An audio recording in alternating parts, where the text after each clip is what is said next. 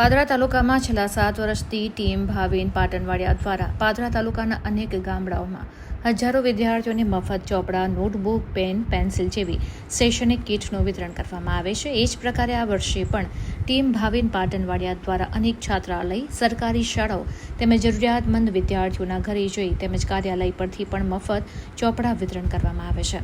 પાદરા તાલુકાના સેજાગોવા ગામે કુમાર તેમજ કન્યા છાત્રાલયમાં 200થી વધુ વિદ્યાર્થીઓને મફત ચોપડા તેમજ શૈક્ષણિક કીટનું વિતરણ કરવામાં આવ્યું હતું, જેમાં ભારત દેશના ક્રિકેટર તથા હાલના સાંસદ યુસુફ પઠાણ પણ વિશેષ ઉપસ્થિત રહ્યા હતા. યુસુફ પઠાણ દ્વારા બાળકોને વધુ અભ્યાસ કરવા માટે સારામાં સારું ભણવા માટેનું માર્ગદર્શન આપવામાં આવ્યું હતું. તેમજ યુસુફ પઠાણે વધુમાં જણાવ્યું હતું કે ટીમ ભાવિન પાટણવાડિયા તેમજ આ પ્રકારના છાત્રાલયોમાં જ્યારે પણ સેવા કાર્યની જરૂર પડશે ત્યારે તેઓ ખડે પગે લોકોની મદદ કરવા માટે હાજર રહેશે. અત્યાર સુધીમાં પાદરા તાલુકામાં 1500થી વધુ બાળકોને મફત ચોપડા વિતરણ કરવામાં આવ્યું છે. કુલ આ વર્ષે પણ 2100 બાળકોને મફત ચોપડા વિતરણ કરવામાં આવનાર છે. સાથે સાથે પેન, પેન્સિલ, રબર જેવી શૈક્ષણિક કીટનું પણ વિતરણ કરવામાં આવશે.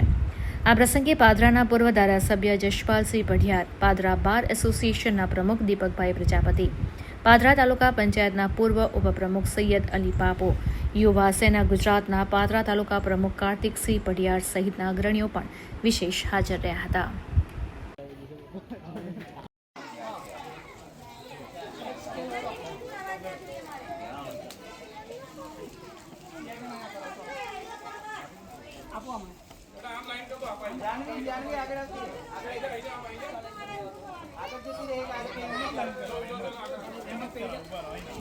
જે જગ્યા ઉપર બેઠા હતા ત્યાં જ પાછા જઈને બેસી જઈએ.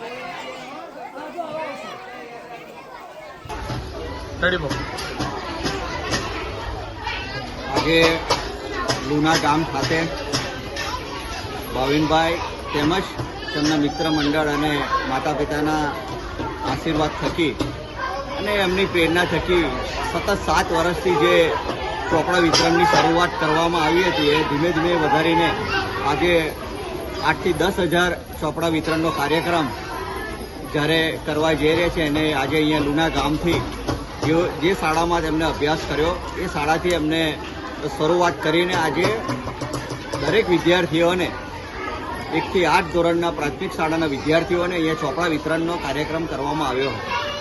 સતત એમને જે આ પ્રેરણા લીધી અને પ્રેરણાના ભાગરૂપે સતત આજે 7 વર્ષોથી આ કાર્યક્રમ યોજવામાં આવી રહ્યો છે.